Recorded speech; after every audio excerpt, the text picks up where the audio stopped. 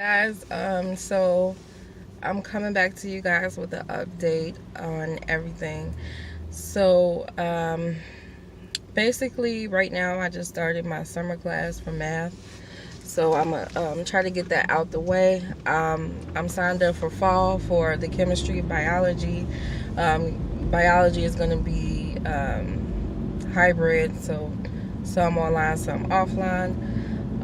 And then I actually ended up having my intake meeting with NACA. So I had my workshop, which was April 7th. I had my intake meeting, which was yesterday, which is the 6th. I was really surprised because I thought that they were going to give me like a whole bunch of stuff that I had to do or fill out, whatever.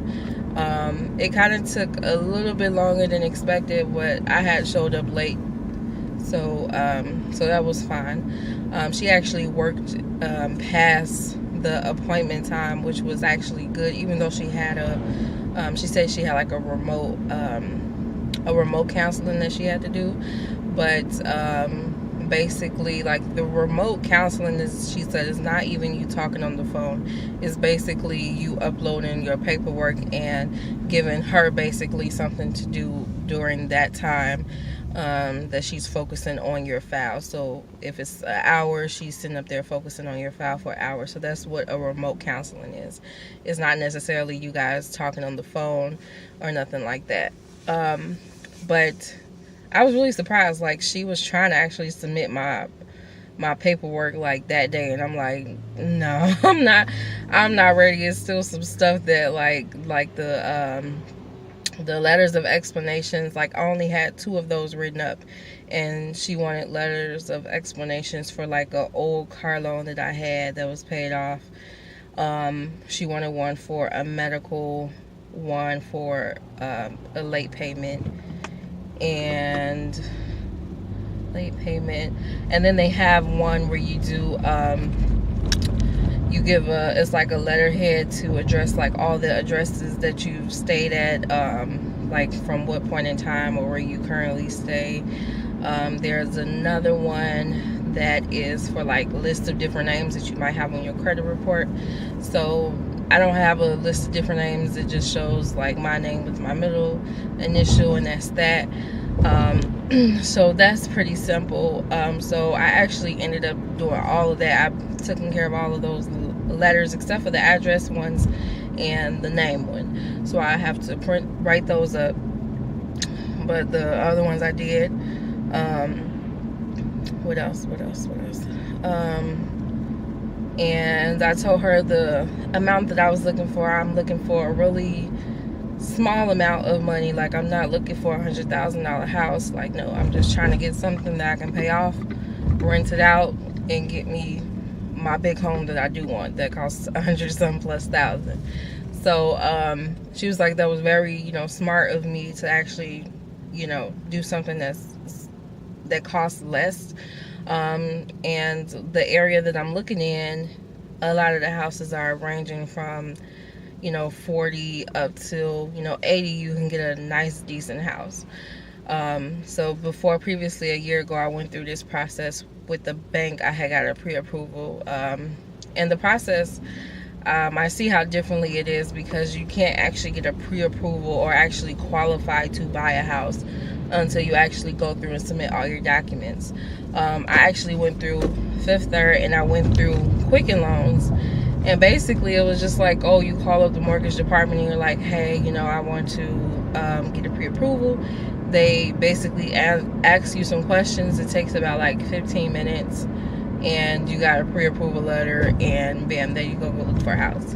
But I see the difference, because okay, yeah, let's say I do find the house that I want, and then now it's okay, we're going to send it to underwriting, and now it's a holdup because you have to provide all these documents that you weren't thinking about you had to provide, whether it was a letter of explanation or some tax transcripts you had to get that you didn't already have.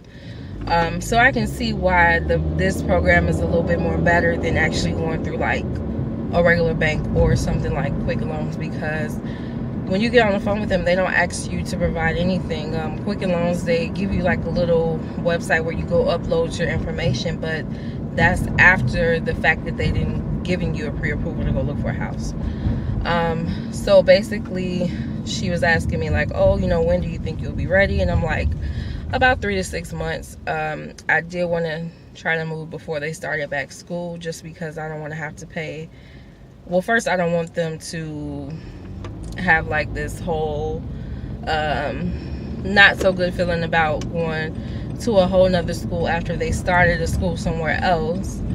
And I didn't want to try to put them in like 2 different schools within the same year. It's just a lot. I didn't really want to, you know, disrupt them. So I told her 3 to 6 months. Like I said, she was trying to get my file submitted that day, but as we were going through things, you know, it was stuff that needed to be done, like letters of explanations and stuff like that. But that's really about it. The inquiries, there was I only had 5 inquiries, including the mortgage one. So I had to put that on a letterhead and, you know, do that explanation, you know, if the account was open, if it wasn't open, why I applied for that or whatever. And that was really it for that.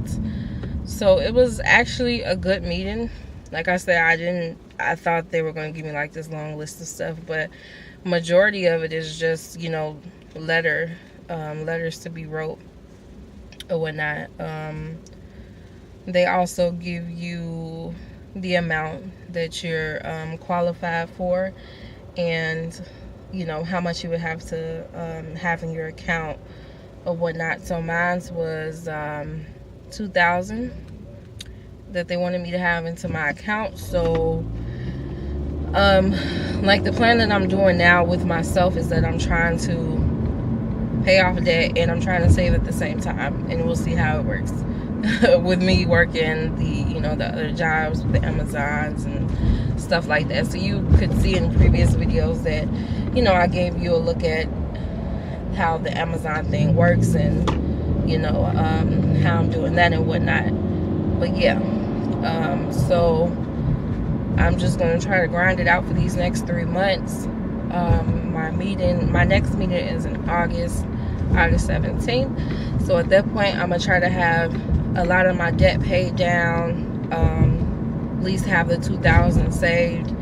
And also, she was asking me to do, because I haven't did my checks through my bank. Another thing she suggested, well, I asked her because it seemed to be an issue with my statements because I have net spend. Because it's more convenient for me. Like, I get paid earlier, I don't have to worry about no overdraft fees or things like that. I still have an account with Fifth Third, but I don't use it, you know, for that purposes of getting paid. And so yeah, I was basically, you know, asking her, you know, would it just be wise of me to just switch everything over to Fifth Third? That way, you know, they can see what deposits I make, what's coming out, what's going in, and stuff like that. And she was like, yeah, I think so. So that's something that I have to switch along with getting the checks from Fifth Third, so that I can start writing checks to my rental so they can see that. She did say just to provide her an employee verification and a letter from my landlord saying that I pay on time, stuff like that, so that my my amount that I qualify for a home can go up that way. So I'm like, okay, you know, because I'm like I said, I'm not really looking for that much. What I got so far is fine. I'm okay with that. You know, I think that when you start to raise and give me that expansion, I'm gonna start looking for stuff in that expansion, and I don't want to do that. You know, I want to stick between my limits of, you know, 50, 60, 70. I don't even want to go to 80. You know, I really don't even want to go to 70. So I just want to stick between those prices. You know, if I find something that's really nice that we like, then definitely I'm gonna go with it. But yeah, so that's the update for now. I will keep you guys updated throughout this, you know, time with me working the different jobs, with, you know, paying off debt and, you know, saving the money. So if you guys have any questions, concerns, well, not concerns, but any questions, just feel free to comment below. And You guys have a good day. Guys, so I look very much a mess. I actually just got done doing Amazon. I was able to actually split her out with somebody. So it was $64. I only worked about 45 minutes. Took a while to get into the facility. My block started at 5:30. I didn't get out of there until basically about 6 o'clock. Headed up north, like Lakewood area, Diversity type area. So it was up north, probably about 30 minutes away. Spent about all that time within 45 minutes between traveling here and delivering packages. And now it's 7:03. So I'm gonna get ready to head back to the station. I got 3 packages that I have to return. So I'm gonna go ahead and return these packages, go home and finish up my assignments for my summer class. Yeah, that's how today is going. All right, you guys have a great day.